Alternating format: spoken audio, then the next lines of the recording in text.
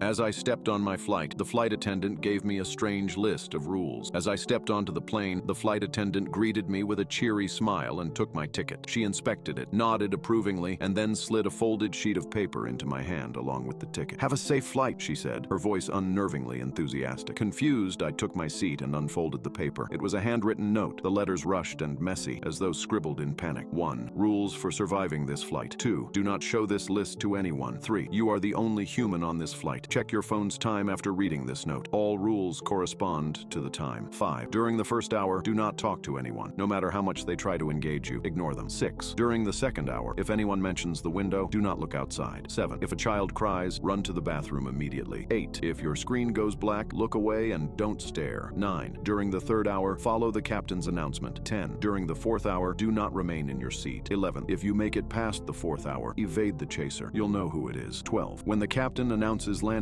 get to the exit and open the door. Jump into the void without hesitation. I chuckled nervously. Was this a prank? Some over-the-top marketing stunt? But something about the hasty writing unsettled me. Checking my phone, I saw the time, 7:13 a.m. I guessed this was hour 1. Soon after, a man sat beside me. He carried a worn leather bag and settled without a word. Good, I thought. He'd leave me alone. The engines roared as the plane accelerated, and the familiar pull of gravity pinned me to my seat. I wasn't afraid of flying, but my stomach churned with an unease I couldn't shake. A cold tap on my shoulder jolted me. I turned to see the man staring at me with unblinking, two large eyes. His features were off, almost human, but not quite. The uncanny valley personified. "Do you wear headphones?" he asked casually, his voice eerily normal. I froze. The first rule screamed in my mind: do not talk to anyone. Before I could react, he spoke again, his tone calm yet chilling. "How would you feel if I cut off your hand right now?" I gripped the list tightly, my knuckles white. I stared straight ahead, heart pounding, refusing to acknowledge him. Out of the corner of my eye, I noticed his laptop. My breath caught. On the screen was a full-screen image of me, my face frozen in some candid moment I didn't recognize. His fingers moved over a bizarre keyboard with symbols I couldn't identify. My pulse raced. This wasn't a prank. A flight attendant suddenly appeared. Her smile was as wide and forced as the man's. "Sir, is this man bothering you?" Before I could respond, I noticed something. Her face was wrong too. Her features were just a little too sharp, her eyes too round. I managed to choke out, "Yes." Every head in the cabin snapped toward me in unison. Every passenger stared, their expressions twisting into wide, unnatural smiles. Red tears began to stream down their faces. I clutched the list tighter. My mind screamed to get out, but I was trapped at 30,000 feet. The man beside me leaned closer, his breath icy against my ear. "You really shouldn't have talked."